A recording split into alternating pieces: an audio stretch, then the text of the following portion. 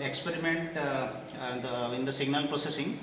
So how can you find out the convolution of the two digit signal, discrete time signals? Okay. So whenever we have to find the convolution sum of the discrete time signal, so first of all we have to assuming, okay, we have to give the first sequence, that is x of n, okay, x of n sequence. Another sequence we have to give the impulse sequence h of n. Then only we can find out the convolution y of n is equal to summation k is equal to minus infinity to infinity x of k h of n minus of k. So your convolution that includes one of the input signal x of n and the impulse signal. Okay. So in the convolution process there are different steps are there. In the convolution process we have go for the folding of the sequence, folding and the shifting of the sequence, that will be followed in the convolution process.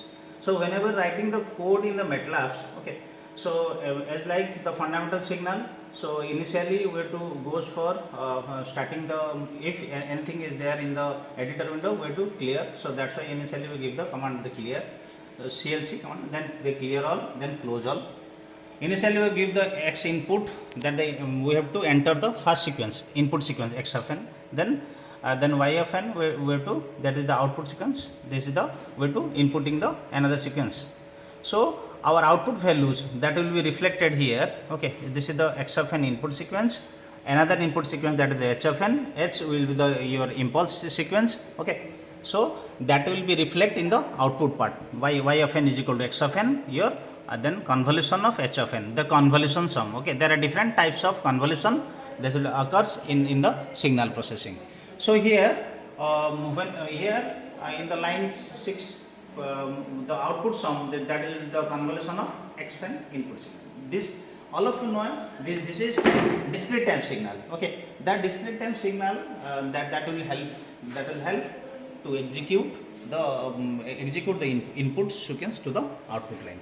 So here we will go for the different type of plotting, okay. So plotting, okay, subplot values.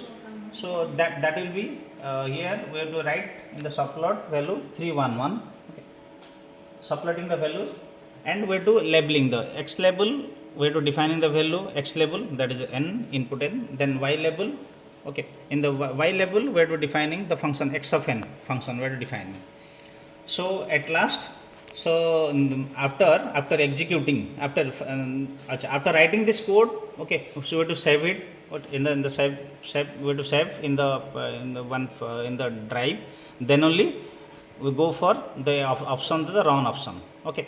So then only we can find in the figure window, we have to finding the, this is the figure we have to find. This is the input sequence, we are entering the sequence value here. First sequence 1 2 1 3, the second sequence is 1 2 1, that will reflect, and we are finding the desired output y of n values.